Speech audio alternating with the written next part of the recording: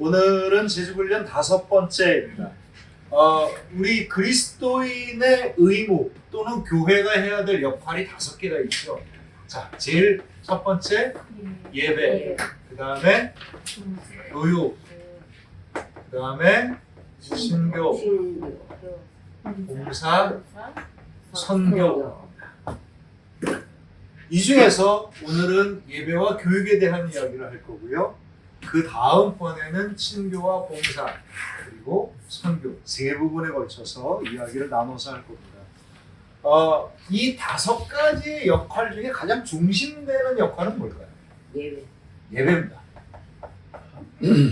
그리고 이 예배는 교육을 통해서 하나님의 말씀이 도대체 어떻게 해야 되느냐, 그리고 나서 이 교육이 친교, 즉 나눔과 봉사, 섬김을 통하여서 교회를 만들어갑니다. 그러니까 교회가 해야 되는 역할 중에 핵심은 예배고, 그리고 이 교육을 통해서 훈련되어지면서 친교와 봉사를 통하여서 교회의 실질적인 모습이 만들어지는 겁니다. 그리고 이 예배와 교육으로부터 시작됐던 모든 나눔과 섬김이 교회 바깥으로 퍼져나가면서 이루어지는 이 모든 곳, 그것을 바로 뭐라고 부르냐? 선교라고 부릅니다. 교회 안에서 예배를 중심으로 교육되어지고 나눔과 섬김이 세상 바깥으로 넓어져 가서 퍼져나가는 것. 이게 바로 교회의 확장이고, 이 교회의 확장의 핵심은 뭐냐면 선교입니다. 그러니까 많은 사람들이 교회가 사람 숫자로 확장되어진다고 생각을 하는데 그건 그냥 사람 수가 늘어나는 거지. 교회가 확장된다는 건 뭐냐면 교회가 해야 되는 역할이 더 커져가는 거죠. 이게 교회가 확장되어지는 겁니다. 자, 그 중에서 예배와 주일과 예배에 대한 이야기를 하려고 합니다. 일주일이 총 7일로 되어 있죠. 월, 화, 수, 목, 금, 토, 일. 그래서 우리는 보통 오늘을 뭐라고 부르니까 일요일이라고 불러요. 근데 우리는 뭐라고 불러요? 주일. 주일. 주일이 무슨 뜻입니까? 주님의 날. 그렇지요. 주님의 날입니다. 예수님께서 십자가에 못 박히신 날 요일이 무슨 요일이에요? 금요일입니다. 13일의 금요일, 뭐 이게 아주 공포 영화에 많이 나오잖아요. 이 금요일이 예수님이 돌아가신 날이에요. 그래서 3일 후 새벽에 부활하셨죠. 그 부활하신 날이 바로 주일. 일요일입니다. 모든 주일은 1년에 주일이 몇 번 있습니까? 52주. 52주가 바로 1년마다 52번, 쉬운 2번에 걸쳐서 무엇을 기념하는 거냐면 주님이 살아계신 날, 부활하신 날을 기념하는 겁니다. 이게 주일이에요. 주일은 주님이 부활하신 걸 기념하는 날입니다. 동시에 이 날은 세상적으로 얘기하면 휴일이기도 하죠. 휴일이라고 하는 것, 쉰다, 하나님이 쉬셨다라고 하는 것을 안식이라고 부르는데, 우리가 얘기하는 안식일과 노는 날은 다릅니다. 노는 날은 다릅니다. 이 안식은 뭐냐면 일주일 중에 월요일부터 토요일까지 있고 주일이 있는데, 월요일부터 토요일까지는 세상 속에서 일하는 날이에요. 주일은 하나님과 더불어 안식하는 날입니다. 그러니까 이 주일이라고 하는 날, 이 안식을 한다는 날 자체의 핵심은 뭐냐면 주님의 평화로 천국의 기쁨을, 평안을 누리는 날, 이게 주일인 거예요. 근데 세상 사람들은 예배를 드리지 않고 하나님을 모르니까 어떻게 합니까? 이날 그냥 노는 거죠. 그냥 노는 거예요. 세계 역사상 일주일에 한 번을 날을 정해서 쉬는 그러한 그 종교나 나라는 성경밖에 없어요. 다른 나라는 다 일주일 내내 명절 빼고는 다 일을 하는 날입니다. 그런데 하나님께서 7일 동안, 6일 동안 일하시고 하루를 쉬었기 때문에 우리도 당연히 그렇게 하라는 명령을 받아서 그렇게 하는 겁니다. 근데 세상 사람들은 그걸 다 모르고 그냥 노는 날로 되어 있는데, 그리스도인들은요, 세상의 일에서 벗어나서 하나님의 평안으로 하루를 보내는 것, 이게 주일이에요. 이 주일이라고 하는 것은 하나님을 만나고, 즉 주님이 주인인 날이기 때문에 주님을 만나고 주님의 평안을, 그리고 주님이 주시는 은혜를 공급받는 날. 이 날은 세상에 있는 6일과 이 주일은 구분되어지는 날입니다. 우리 그리스도인에 있어서. 그래서 이 주일날 가급적이면 세상 일을 하지 않으려고 하는 것이 본래 그리스도인들의 신앙생활입니다. 자, 우리 예배에 대한 이야기, 요한복음 4장 23절 24절을 같이 한번 읽겠습니다. 아버지가 상대에 예배하는 자들은 영과 진짜로 예배하기가 오느나 곧 이때라 아버지께서는 자기에게 예배하는 자를 찾으시니라. 하나님은 영이시니 예배하는 자가 영과 진리로 예배할지니라. 아멘. 영과 진리로.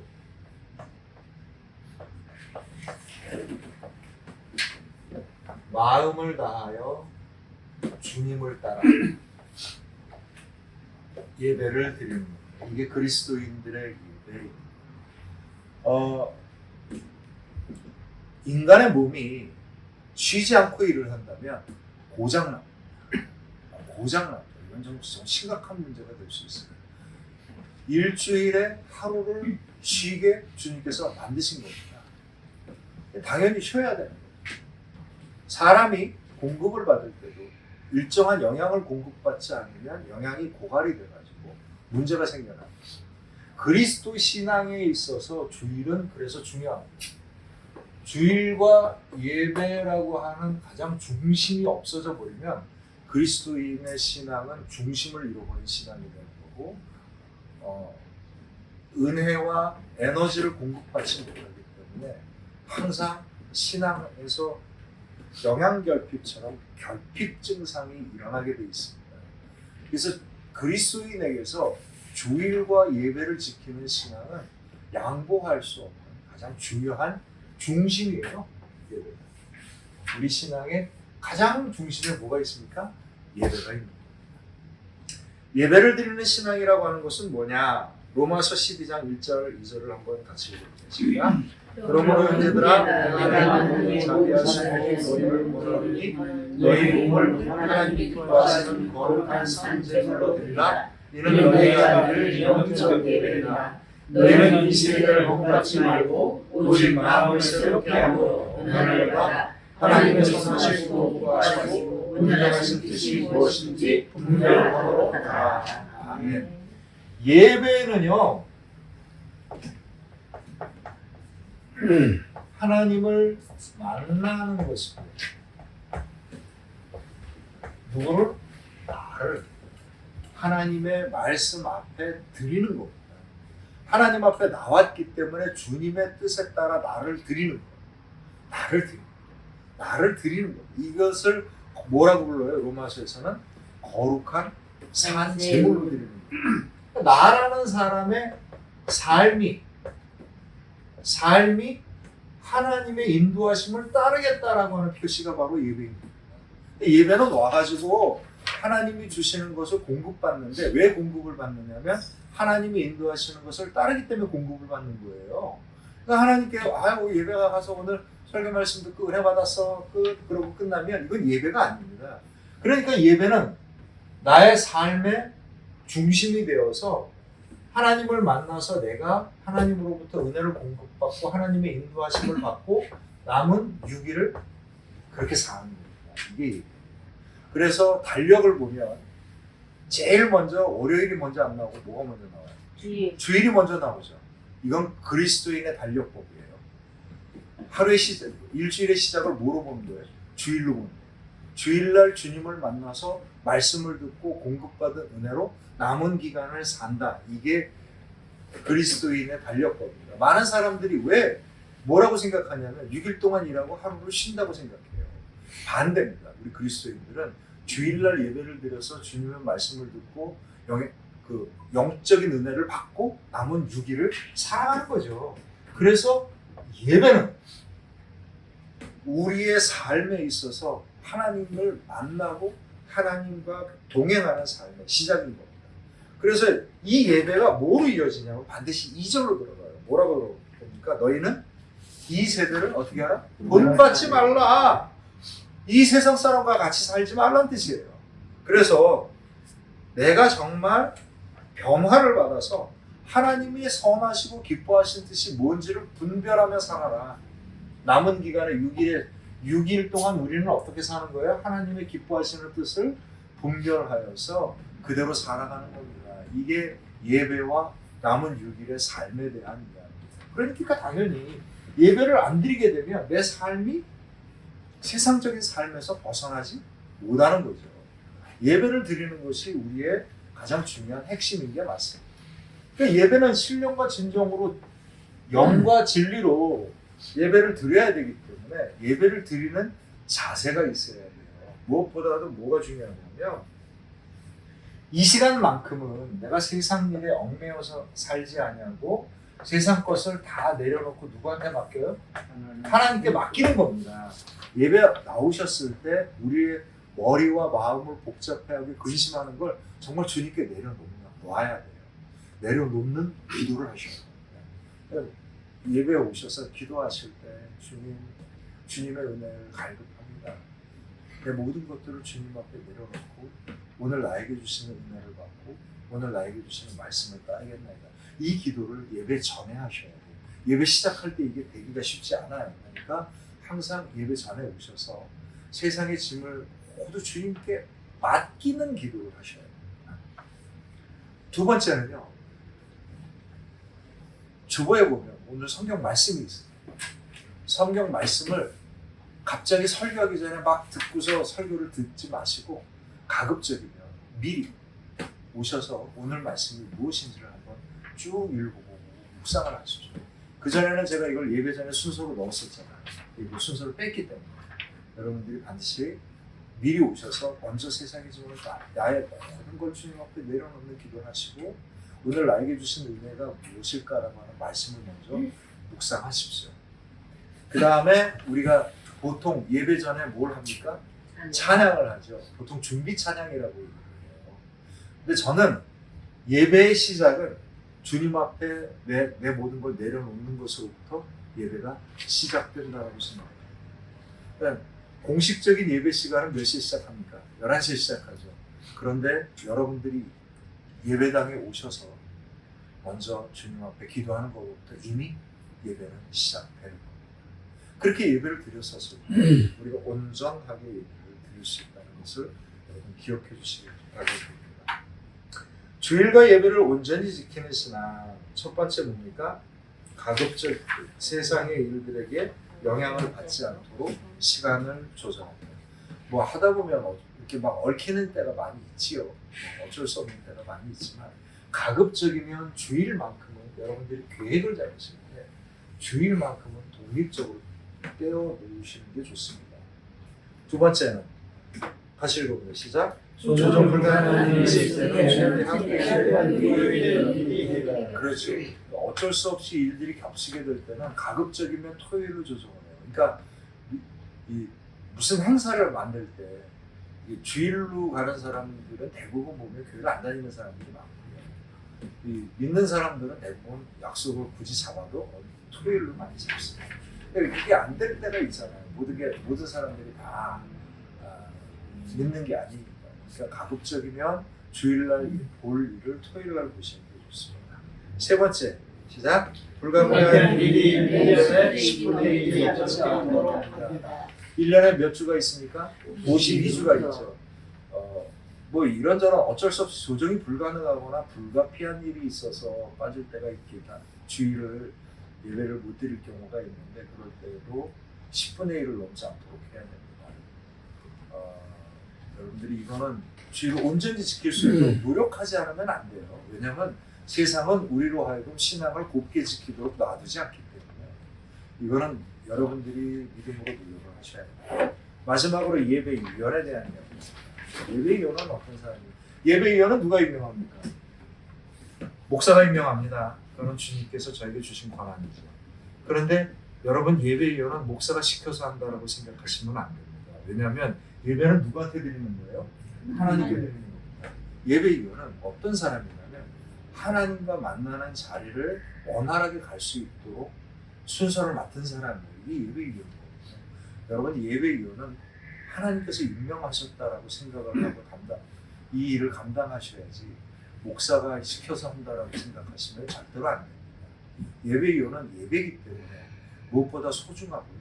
특별히 예배위원들이라는 것을 그래서 제가 따로 정했습니다. 첫 번째 읽어봅니다. 시작. 하나님이 인도하시고 순서를 맡은 사람입니다. 안내하는 사람들은 어떻게 이 순서를 맡아야 되겠어요? 마음이 기쁘고 감사한 마음으로 맡으셔야지. 인상 팍팍 쓰면서 어서 와 딱 이래버리면 이게 무슨 은혜가 되겠어요? 안 됩니다. 헌금 위원들이 헌금을 이렇게 부들부들 떨면서 내지 마시고요.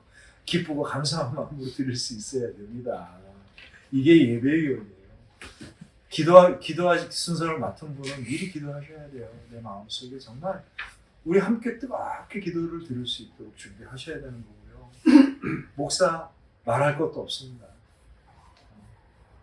자, 그 다음에 두 번째 읽어보는 시작. 경외와 순종할 수 있는 사람으로 하나님께서 맡긴 순서다. 하나님께서 맡겨주셨어요. 그러니까 정말 주님 앞에 주님께서 나에게 맡겨주신 일을 하나님을 경외하는 마음으로 맡으셔야 합니다.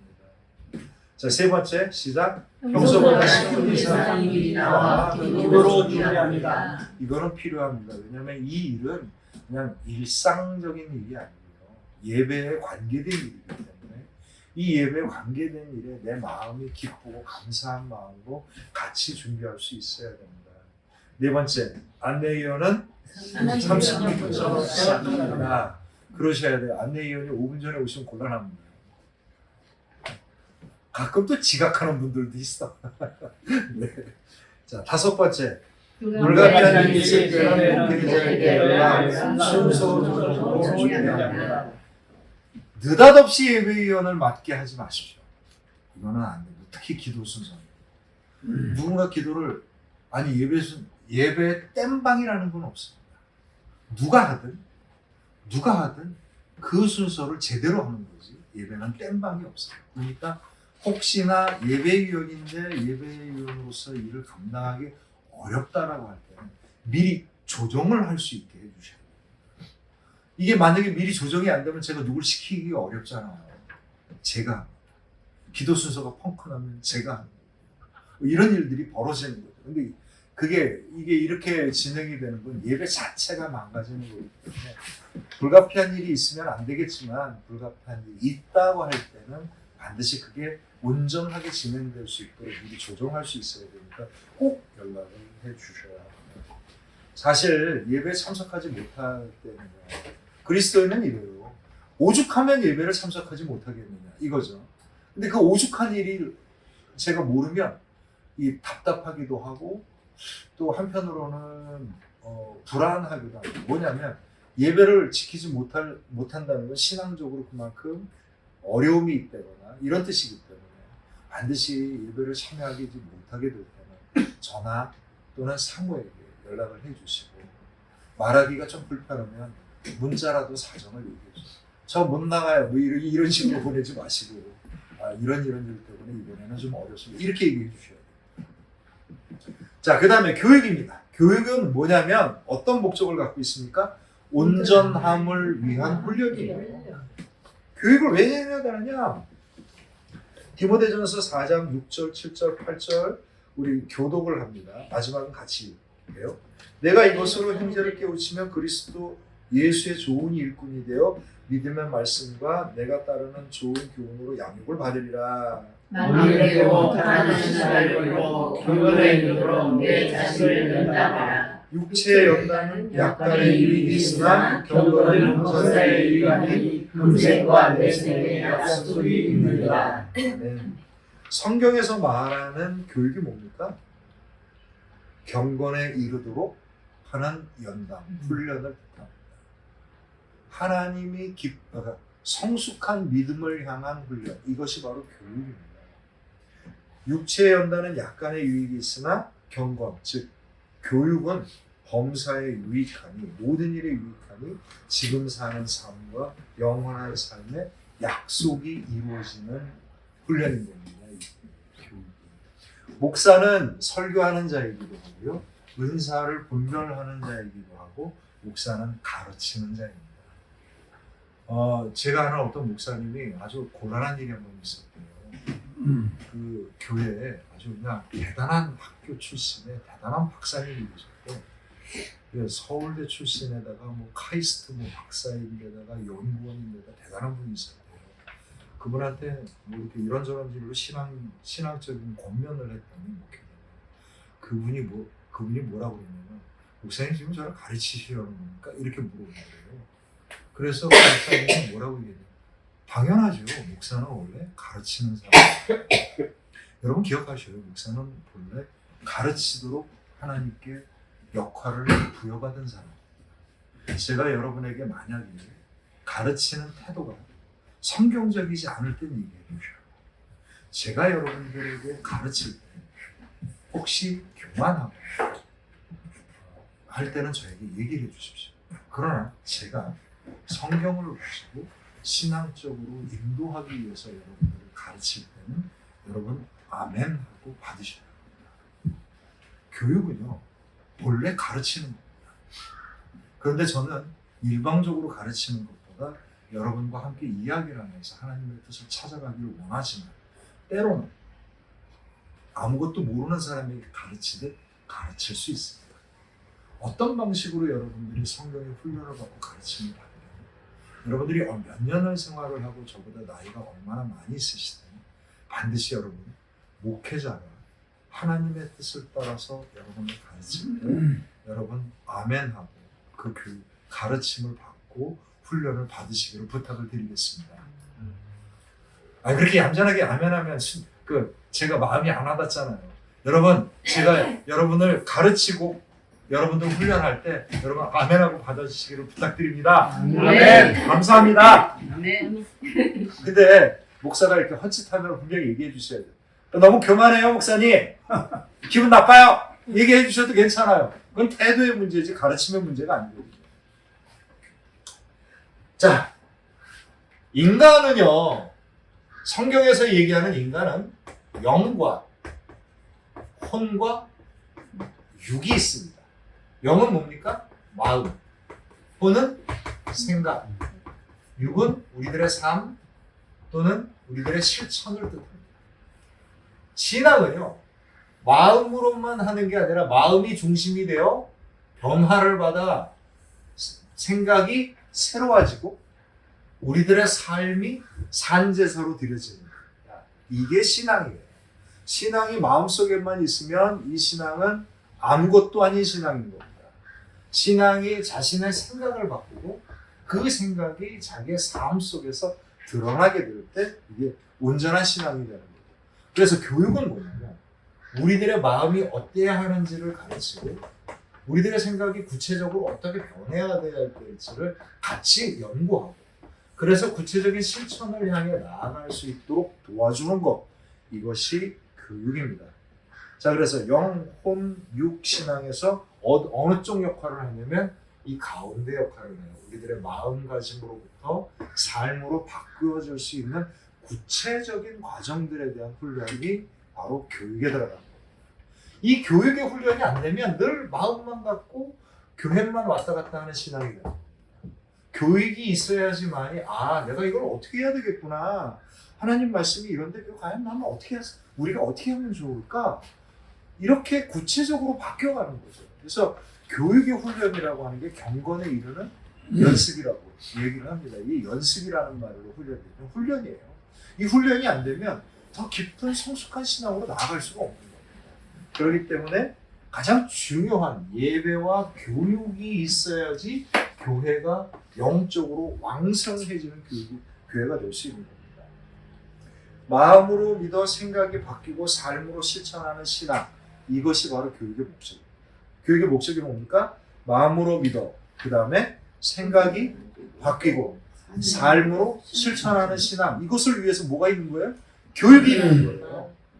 교육은 주일학교 학생들만 받는 게 아닙니다. 우리 모든 사람들이 다 교육이 필요해요. 여러분, 목회자는 그냥 완성된 사람이 아니기 때문에 목회자로서 저 끊임없이 스스로 훈련을 합니다. 심지어는 제가 지금 일을 하는 것도 저에게는 아주 중요한 훈련 중에 하나예요. 삶을 이해하고 내 속에 있는 모든 것들, 에너지를 끌어낼 수 있는 훈련을 저는 지금 하고 있는 중입니다. 교육이란 마음이 구체적인 생각과 계획이 되며 삶으로 실천하기 위한 훈련. 자, 교육이란 뭡니까? 마음이 구체적인 생각과 계획이 되며 삶으로 실천하기 위한 훈련입니다. 예배만 드리면요, 그리스도인으로서 생각이 바뀌고 구체적이고 실천하는 신앙으로 나아갈 수가 없어요. 그냥 교회만 왔다 갔다 하는 신앙이 되는 거고, 온전한 그리스도인이 되기 어려워요. 온전한 그리스도인이 되기 위해서 반드시 교육이 필요합니다. 제가 양보할 수 없는 두 가지가 있어요. 하나는 예배이고 또 하나는 교육입니다. 이 두 가지는 절대 양보할 수 없는 거고요. 그래서 중요합니다. 교육, 온전함에 이르는 분별과 훈련. 에베소서 1장 17절, 18절, 19절 우리 교도갑니다. 마지막은 같이 읽을게요. 우리 주 예수 그리스도의 하나님 영광의 아버지께서 지혜와 계시의 영을 너희에게 주사 하나님을 알게 하시고 너희의 마음을 밝히사 그의 부르심의 소망이 무엇이며 성도 안에서 그 기업의 영광의 풍성함이 무엇이며 함께 있습니다. 그의 이른 능력으로 역사하시는 바라는 우리에게 베푸신 능력의 지극히 크심을 어떠한 것을 너희와 알게 하시기를 원하노라. 아멘. 사도 바울이 교회에게 하는 기도이고요. 우리 교회 오른쪽 벽에 붙어있는 구절 중에 하나입니다. 가장 핵심은 뭡니까? 하나님을 어떻게 한다고요? 어떻게 하시고 17절에? 그렇죠. 하나님을 알게 되는 거예요. 나의 하나님이 어떤 분임을 알게 되는 겁니다. 그래서 마음의 눈이 어떻게 돼요? 번쩍 뛰는 겁니다. 번쩍 뛰어져서 뭘 분별하기 시작해요? 부르심의 무엇을? 소망을. 그리고 성도 안에서 나의 기업의 영광이 무엇인지를 알게 하는 거예요. 그리고 동시에 이 훈련을 통해서 어떤 게 이루어집니까? 그 힘의 위력으로 역사하심에 따라 베푸신 무엇의? 능력의 크심을 경험하는 겁니다. 이게 교육입니다. 이게 교육이에요. 말로만 가르치고 지식이 넓어져 가는 게 아니라 하나님의 말씀을 따라 나는 어떤 삶을 살 것이며 어떻게 실천해야 될 것이며 나에게 하나님의 어떻게 역사하시는지를 훈련하는 것, 이것이 교육입니다. 자, 경건의 훈련이란, 훈련에는 크게 세 가지가 있습니다. 하나는 뭡니까? 말씀의 훈련, 성경 공부. 지금 이 시간이 바로 중요한 교육 시간 중에 하나입니다. 두 번째는 뭡니까? 그렇죠. 기도의 훈련입니다. 언제예요? 기도회입니다. 여러분 가급적이면 기도에 나오려고 하세요. 새벽 기도에도 나오려고 하시고요. 수요 기도에도 형편에 맞게 의무적으로 하는 건 아니고요. 이거는 굉장히 중요한 훈련이기 때문에 여러분 가급적이면 시간을 내서 나오십시오. 마지막으로 뭐가 있습니까? 삶의 훈련입니다. 은나성이에요. 나누고 섬기는 훈련을 여러분이 몸으로 하셔야 됩니다. 구체적으로 하셔야 되는 거예요. 이게 여러분들에게 스스로 해야 되고 교회가 마련을 해야 되는 섬김입니다. 저는 우리 교회 성도님들께 참 감사드려요. 얼마나 제가 자랑스러운지 모르겠어요. 주일 예배 참석하는 분들의 거의 90% 이상이 공동 식사를 하고 훈련을 해요. 그리고 우리 성도님들 대부분이 다 나눔과 섬김에 참여를 하고 계십니다. 세상에 이런 교회 없습니다. 없죠. 어디 가서 찾아보세요. 이런 교회가 있나. 10%나 하면 다행이니까. 저는 굉장히 자랑스럽습니다. 이 모든 과정을 통해서 하나님의 약속 가운데 있는 놀라운 은혜와 그 풍성한 능력을 여러분들 경험하시고 넘침으로 말미암아 하나님께 영광 돌리고 감사할 수 있는 저와 여러분들의 복된 믿음이 되시고 주님의 이름으로 축원합니다. 아멘. 기도합니다.